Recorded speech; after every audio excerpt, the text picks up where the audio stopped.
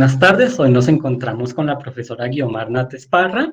Ella es investigadora experta, profesora emérita de la Universidad Nacional y pionera en la investigación de abejas nativas en nuestro país, quien nos responderá el día de hoy algunas preguntas acerca pues, del papel que juegan las ciudades colombianas en la protección y conservación de estas abejas, particularmente de las abejas nativas sin aguijón o meliponas, y pues también la importancia en la polinización tanto de especies vegetales nativas como no nativas, en las que estas abejas pues tienen un rol fundamental. Entonces, pues ahora sí, profe, a modo de introducción quisiera preguntarle cómo se encuentran las abejas nativas sin aguijón hoy en día en el panorama de investigación nacional. Pues las abejas nativas, la realidad es que como que de todo el grupo de las de las abejas nativas en el país, son las abejas en las cuales se ha profundizado un poquito más en su estudio, ¿cierto? Porque desde hace unos años estamos nosotros como tratando de saber cuáles son las especies que hay en el país, dónde están distribuidas, quién las usa, cómo las usan, sus hábitos de forrajeo, cuál es su importancia en la polinización. Entonces, para estas abejas hay pues una considerable información.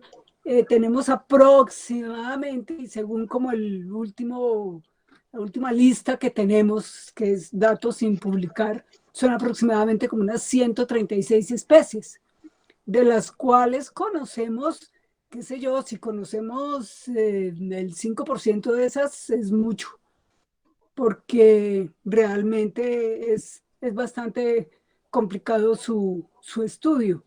Entonces, pues hay ya varias cosas publicadas al respecto aquí en Colombia sobre revisión de algunos géneros que se han hecho y los recursos alimenticios de algunas especies en particular, y pues alguna cosa como con la meliponicultura. Entonces, esas cosas se han hecho aquí en el Por país. ejemplo, respecto a la iniciativa colombiana de polinizadores, que creo que ha sido un eje fundamental en todo este proceso, ¿cree que a raíz de esto pues se ha mejorado la situación justamente en investigación y pues en estudio, tanto de, digamos que de academia como de gente en común sobre estas abejas? No sé si es exactamente a raíz de la iniciativa de polinizadores abejas, aunque puede ser. Hay muchas consultas al respecto y hay mucha gente que consulta ese libro, pero sí sé que hay varias personas en distintas regiones del país y aún gente de fuera que están interesados en las abejas sin aguijón del país. Y a propósito, una cosa que quiero enfatizar, y es un error que comete mucha gente habla de las melíponas. Sí, Resulta que melípona es uno de los de todo. 25 géneros que hay aquí en el país. Es solo uno. El resto son otros 24 géneros que tienen características diferentes, que tienen su propia identidad. Entonces aquí todo el mundo se está acostumbrando a referirse a las abejas sin aguijón como las melíponas y se está perdiendo que las paratrigonas y las escaptotrigonas y la tetragonisca y todos esos otros nombres científicos reconocidos. Frente a estas abejas, ¿cómo se considera el potencial de polinización, pues particularmente hablando de especies de plantas cultivadas? Las abejas sin aguijón son muy propias, digamos, para la polinización de plantas nativas, de Sí. plantas que son aquí de nuestra área. Sí, y en esa área de distribución, pues entonces ellas en esas plantas nativas es donde se comportan muchísimo mejor. Entonces son, qué sé yo, en solanáceas, mirtáceas, euforbiáceas, asteráceas, ellas eh, son visitantes florales muy importantes. Entonces hay varios cultivos en donde estas abejas pueden ser primordiales. Una cosa importante, algo que es importante tener en cuenta, es que una sola especie de abeja no es el, la clave del éxito de la polinización. La polinización de un cultivo, para que haya una buena polinización, la idea es tener una diversidad de polinizadores, ya sean bombus, apis, abejas sin aguijón, y eso lo han demostrado en varios cultivos. Viendo unas charlas que estaban haciendo, bueno, de un grupo, y estaban hablando de polinización del lulo, de la polinización de la uyama, de la polinización de la granadilla, y realmente entre más haya una diversidad de abejas, es mucho mejor para la polinización de los cultivos. Entonces, hay abejas que son importantes y que van mucho a un determinado cultivo, pero si se deja solamente esa abeja a ir a ese cultivo, seguramente no es tan exitoso como si permite que haya otras, que haya, digamos, como un equilibrio, que haya una colaboración entre los diferentes polinizadores. Correcto. Y bueno, profe, dentro de este conocimiento que tienes justamente tanto de las abejas nativas como de los otros polinizadores, digamos que en los cultivos se puede decir que la introducción de las abejas pueden generar una seguridad alimentaria o garantizar la seguridad alimentaria a estos cultivos por ahí que si no las hubieran, o sea, mejorar el rendimiento de los cultivos. Depende del cultivo, depende de las condiciones del área, depende de muchas cosas, porque muchas veces lo que Sí. pasa es que la gente dice, bueno, a este cultivo yo voy a introducir abejas y ponen 1.000.000 de colmenitas, ya sea de apis mellifera o de otras abejas, y sobresaturan el cultivo. De manera que lo que van a tener es como un conflicto ahí, muchas abejas que de golpe no son tan eficientes y además en un poco tiempo, si el cultivo está sobresaturado de abejas, va a haber muchas abejas que no tienen comida, se va disminuyendo la comida. Entonces es importante tener en cuenta que la idea no es sobresaturar los cultivos, la idea es hacer observaciones, primero que todo en ese cultivo en particular, qué polinizadores son los que van naturalmente. Sí, si yo tengo un cultivo donde naturalmente van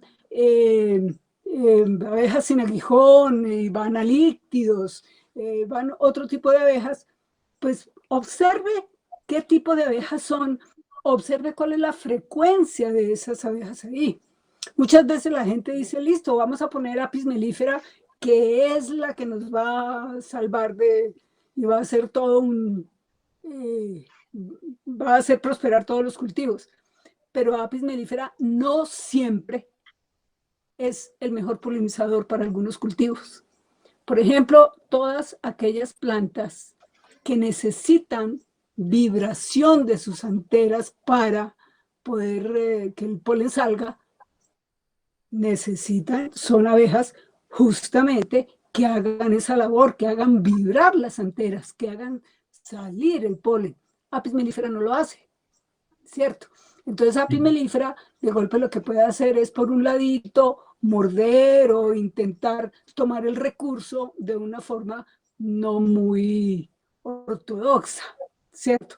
Entonces por eso es importante ver cuál es el cultivo, qué abejas o qué polinizadores naturalmente están en el cultivo y tratar de más bien incrementar esos polinizadores, ¿sí? Dándoles mucha más diversidad floral, porque eso también atrae a los polinizadores.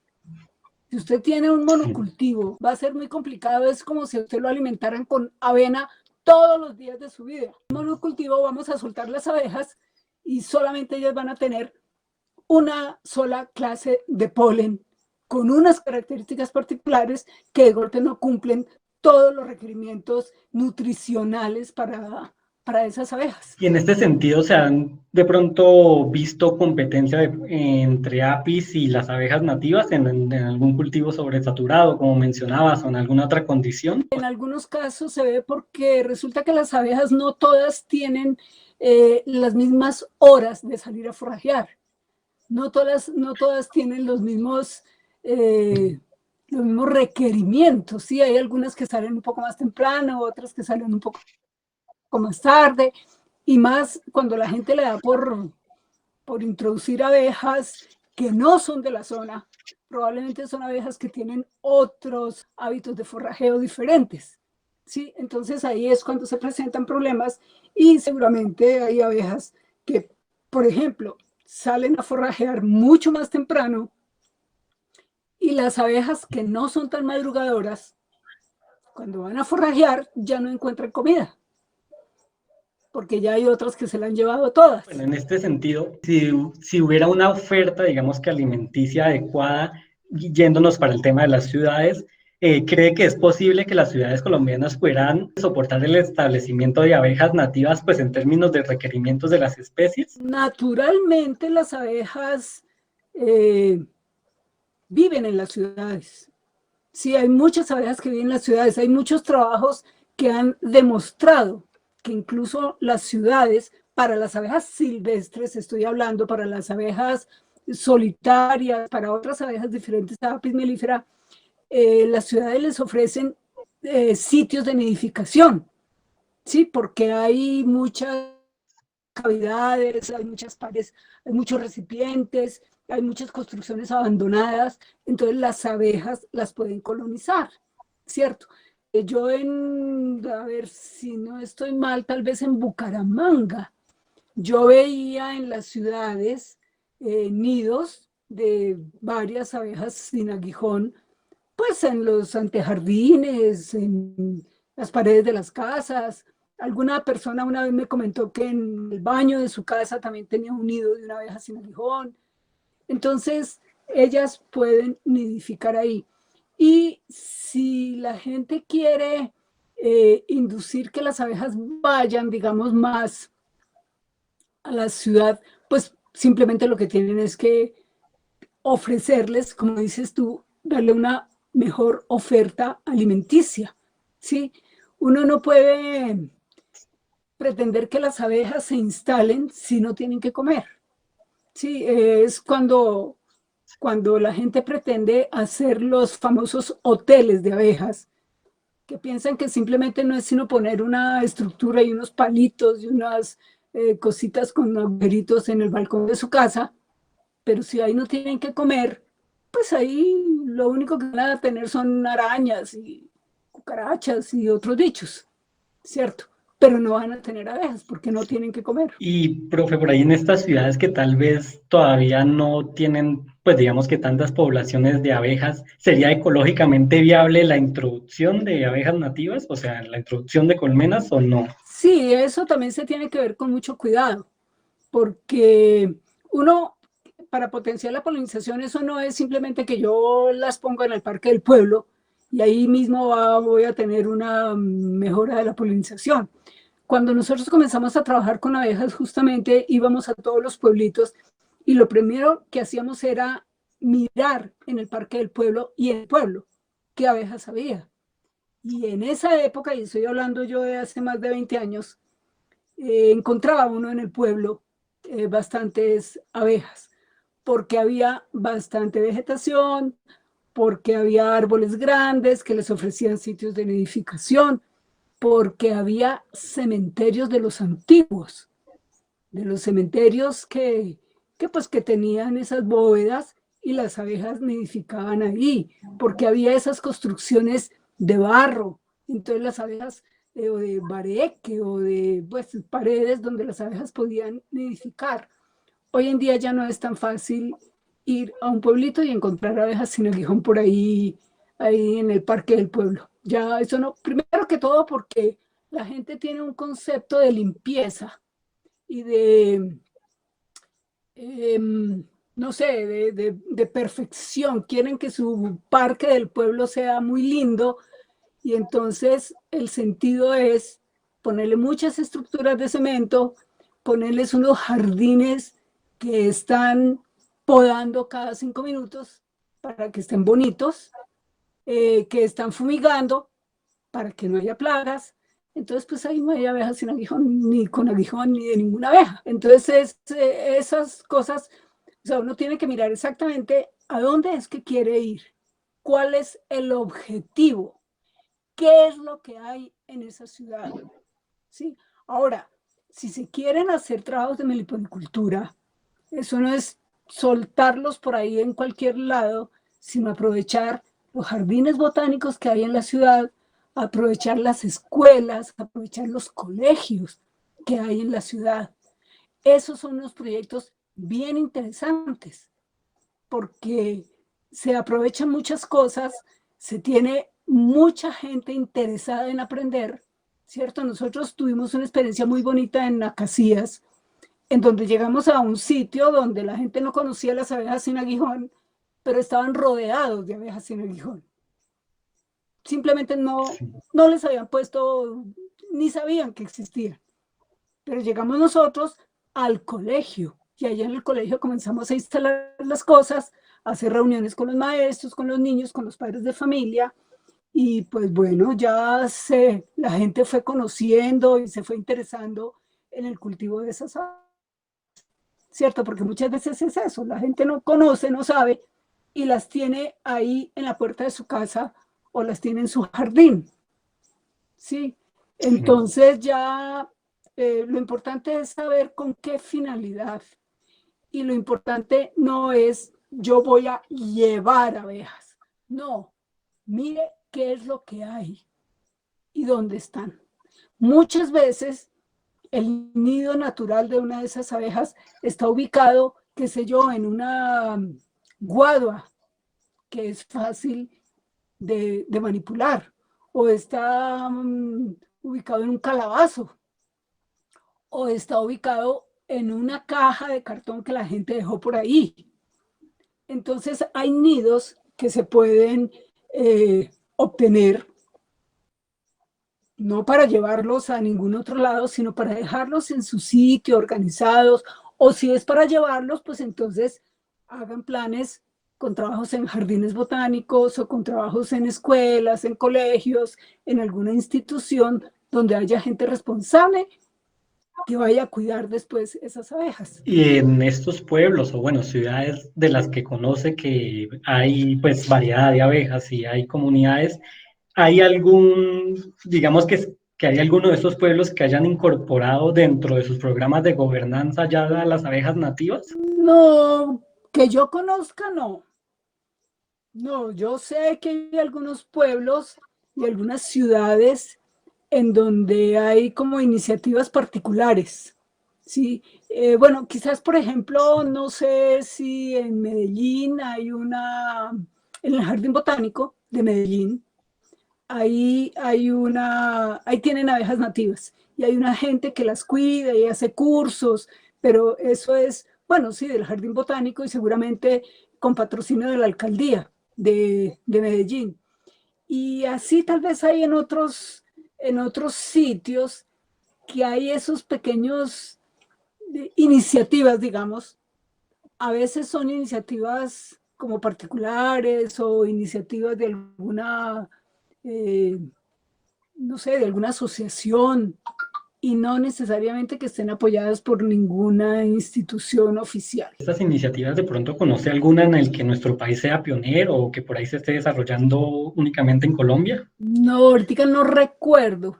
Yo he leído que hay varias iniciativas en algunas comunidades, en el Cauca, por ejemplo. Ahorita se están desarrollando varias iniciativas para conocer la diversidad de abejas en aguijón en algunas comunidades indígenas. Sí, en Casanare, en Baupés, se va a comenzar uno para trabajar en la zona Caribe, para conocer diversidad de abejas sin aguijón o diversidad pues, de abejas, y hacer trabajos de meliponicultura con la gente que ya está trabajando en eso. Quizás es uno de esos proyectos, es uno que se está llevando a cabo en Casanare, en la vereda Trinidad. Hay una gente que desde hace más de 30 años andan trabajando con Melipona famosa. Entonces hay un proyecto, la Asociación de Becarios de Casanare, y apoyado por USAID y apoyado por Riqueza Natural, que se les está enseñando a la gente que ha trabajado con eso, pues más de lo que ellos saben acerca de estas abejas. Entonces están haciendo capacitaciones para contarles sobre qué es la polinización, para contarles sobre la biología, anatomía de las abejas, para contarles acerca de cómo es el cuidado de los ecosistemas. Se están generando unas cartillas muy bonitas para esta gente. Se está haciendo todo de manera virtual, porque la pandemia nos dejó hacer una sola salida y después no pudimos volver a salir. Ahorita creo que van a volver a salir, pero con restricciones. Entonces, ese es un programa que me parece a mí interesante. Y así como eso, se van a generar otros programas y yo creo que en otros sitios del país se están generando programas de estos. Volviendo al tema de las abejas en la ciudad, ¿hay alguna preferencia de alguna abeja o por parte de los meliponicultores por cultivar algún tipo de abeja en particular? Sea, no sé, la angelita, la tetragonisca o varía mucho según la Y región. aquí en este país, y bueno, en general en Latinoamérica, la principal abeja que es utilizada desde México hasta el norte de Argentina es la Tetragonisca angustula. Esa es la principal abeja que usa todo el mundo y aquí en Colombia está siendo muy utilizada en distintas regiones del país. Sin embargo, en cada una de las regiones hay abejas particulares. Sí, en algunas regiones entonces utilizan, además de la Tetragonisca angustula, utilizan Melipona favosa, pero en otras regiones utilizan Melipona comprésipes, en otra utilizan Melipo eburnea, o quizás una nanotrigona o alguna escaptotrigona. Eso sí varía en las distintas regiones del país. Y la idea es que la gente utilice las abejas que son propias de su región, que no sigan con la manía de estar introduciendo abejas de una región para otra. Le voy a dar un datico. Con Tetragonisca angustula, aparentemente, aquí solo tenemos esa especie, aparentemente. Pero es posible que en la costa pacífica haya otra especie muy parecida, pero que es una especie completamente diferente. Y dentro de la especie Tetragonisca angustula, la angelita, también es probable que ahí haya un complejo de especies. Y eso uno lo ve porque hay algunas abejas que son un poquito más grandes o que a algunas les gusta más nidificar subterráneas, pero hay otras que les gusta nidificar más en forma aérea, el tipo de nido, el tipo de entrada de los nidos, de golpe el tamaño de la abeja quizás. Entonces hay poblaciones que pueden ser diferentes. Ya se ha visto que, por ejemplo, en poblaciones de abejorros, de bombus, hay diferencias genéticas entre las poblaciones de una especie, Bombus atratus, que están a un lado de la cordillera central y los que están al otro lado de la cordillera. ¿Sí? Los dos lados de la cordillera tienen la misma especie, pero son poblaciones genéticamente diferentes. ¿Sí? Y así pasa con las abejas sin aguijón. Puede ser aparentemente la misma especie, pero genéticamente puede ser diferente. Y aparte de esto, ¿considera que existen de pronto algunos otros vacíos en la información, pues, a completar frente a estas abejas nativas? En distintas regiones del país hay vacíos, por ejemplo, en cuanto a sus preferencias florales, en cuanto a realmente las distintas especies que polinizan y qué tan eficiente es la polinización. Hay vacíos en cuanto al conocimiento de su biología, en cuanto al conocimiento de sus patógenos, en cuanto al conocimiento de la microfauna asociada, en cuanto al conocimiento de sus hábitos de nidificación en las diferentes especies. Sí, entonces eso son cosas, y digamos por decir cosas grandes, ya hay muchas más cosas de cuál es su temperatura interna, de cómo es el ciclo de vida, el ciclo de desarrollo de las especies. Sí, si preguntan de huevo a adulto, ¿cuánto se demora una abejita para nacer? Depende de la especie. Tetragonisca angustula tiene un promedio de 36 días de huevo hasta el adulto obrera. Y es promedio, porque algunas pueden nacer con menos días, otras pueden nacer con más días. ¿Sí? Depende de las condiciones de la colonia. Y en normatividad también se tiene todavía mucho vacío frente a las abejas nativas. Lo único que se conoce aquí para Colombia son dos resoluciones que sacaron dos corporaciones amazónicas. La corporación, la Corpoamazonía de la parte sur de la Amazonía y otra de la zona nororiental de la Amazonía. Sacaron dos resoluciones que permiten el trabajo con abejas sin aguijón, ¿sí? Que permiten la meliponicultura y tienen una reglamentación acerca de del comercio de sus productos y del manejo de sus productos. Allá ellos, pues en esas regiones, tienen como un directorio de meliponicultores y pues aparentemente los tienen todos registrados y ellos tienen que rendirle cuentas, digamos, a una organización ante la cual están registrados. Y periódicamente, supuestamente, van a revisar que la gente no esté tomando colmenas del monte para incrementar sus meliponarios, sino que haya trabajo de reproducción de las abejas y que no sean abejas, que sean abejas, o sea, lo que se tiene en cuenta que sean abejas de la región. Entonces, lo que yo conozco aquí en el país están esas dos resoluciones, ¿cierto? Y aquí en Latinoamérica, el primer país donde hicieron una resolución a nivel nacional para cultivo y manejo de una especie de abeja que es parecida es del mismo género de Tetragonisca, de la angelita nuestra, pero es otra especie, Tetragonisca fibriegi, es en Argentina. Es el único país que ha hecho resolución a nivel nacional.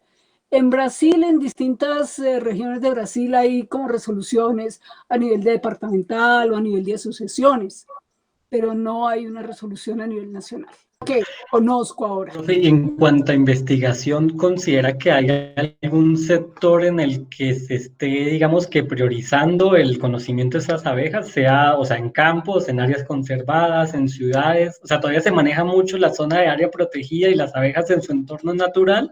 ¿O se ha aumentado también el estudio de abejas nativas en otros ambientes? Lo que se prioriza, digamos, primero que todo, y según las iniciativas internacionales de polinizadores, es, es tratar de resolver la falta de identificación taxonómica de las abejas.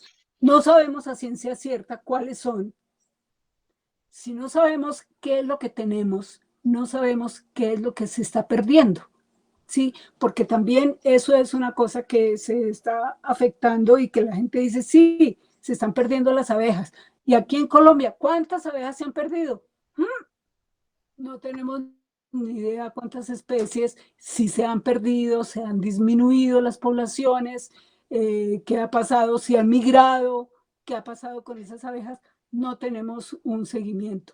Lo que se sabe en este momento, digamos, lo que tiene un mayor seguimiento en este momento son la mortalidad, por ejemplo, de las colmenas de Apis mellifera y colonias de meliponinos. Son, primero que todo, son de estos trabajos que está haciendo el colectivo Abejas Vivas aquí en Colombia, pero también es una cosa más grande que se está haciendo a nivel de Latinoamérica, que es la Sociedad Latinoamericana para Investigaciones en Abejas, SOLATINA. Ellos están trabajando para, simplemente uno de los objetivos es mirar cómo está la situación de pérdida o desaparición de las abejas Apis mellifera y meliponinos en los distintos países latinoamericanos. Y se hablan de porcentajes del 40% de pérdida de colonias, del 60% de pérdidas de colonias, pero pues eso se hace a través de encuestas, ¿no?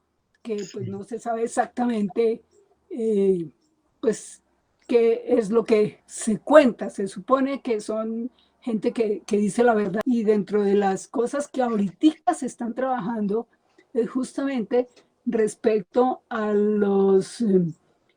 al efecto que tienen los agroquímicos sobre las especies de abejas, ya sea apis mellifera o ya sea abejas nativas, y de ahí por delante en todos los polinizadores. Entonces hay pues varias acciones que se están llevando desde el grupo del colectivo Abejas Vivas, acciones que están llegando del ICA, acciones que se están llevando en distintas regiones del país. A nivel local ha habido como algunas resoluciones o algunas ordenanzas, por ejemplo en el Quindío, que hay una resolución, una cosa que ordena que se protejan la vida de las abejas sin aguijón y los polinizadores en el Quindío, ¿cierto? Pero Sí. a nivel nacional no hay nada, porque se han intentado pasar unos proyectos para que se hagan resoluciones que protejan a nivel nacional, que den unas pautas, sobre todo en el uso de los agroquímicos. Pero la pelea es bastante fuerte y los intereses de otros lados son bastante fuertes. Entonces, el año pasado, antepasado, ya se cayó un proyecto y ahorita están volviendo a pasar otros proyectos. Entonces, bueno, eso es bastante complicado. Y dentro de estos motores de pérdida que mencionabas que están generando pues la disminución de las colmenas, sobre todo de nativas, ¿hay alguno que encabece las listas? Deforestación, incremento de la frontera agrícola, los monocultivos, la aplicación desordenada de agroquímicos, pues esos son algunos de los problemas. Otra cosa es la migración en cuanto a las abejas nativas, es la migración de colmenas en meliponinos de un lado para otro. Y eso, fuera de alterar los ecosistemas, que trae además consigo, trae introducción de nuevos patógenos en regiones donde antes no existían. ¿Sí? Entonces eso, y que no los conocemos, para abejas sin aguijón no sabemos exactamente cuáles son los patógenos que cada una carga. Y es probable, es como lo que pasa con nosotros o con los animales, uno tiene una carga de microorganismos benéficos y no tan benéficos, pero el equilibrio entre toda esa fauna microbiológica es lo que hace que uno esté sano, ¿cierto? Que haya un equilibrio entre los diferentes tipos de microorganismos.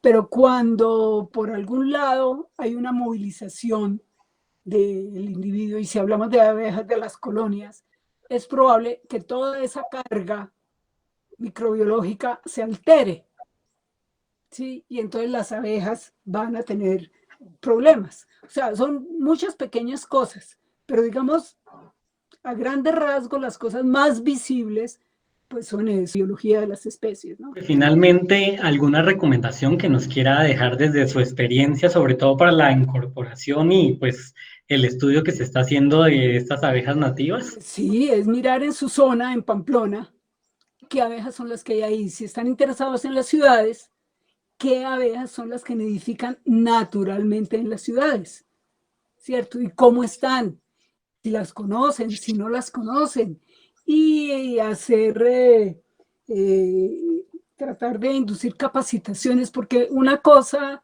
que a veces, pues la gente hace cosas que no son muy buenas, pero es simplemente por desconocimiento. Entonces, capacitaciones acerca de la vida y obra de estas abejas, y sobre todo capacitaciones, y eso es una cosa muy, muy importante, acerca del riesgo del uso de agroquímicos. Y no solamente los agroquímicos a nivel industrial, a nivel de los grandes cultivos, simplemente que la señora fumiga el jardín de su casa, que no haya mosquitos, ¿cierto? Para que no se le entren los mosquitos a la casa, porque el peligro del dengue y de todas esas cosas, ¿sí? Pero entonces, todo eso pues, va a afectar a la población de abejas que tenga. La población de abejas o la composición de las especies es diferente en las distintas regiones y en las distintas ciudades, dependiendo de la temperatura, dependiendo de la humedad, dependiendo de la altitud. Una cosa son las especies que tenemos aquí en Bogotá y otra cosa son las especies que puede haber en Pamplona. Aquí en Bogotá no tenemos abejas en aguijón, por ejemplo, ¿cierto?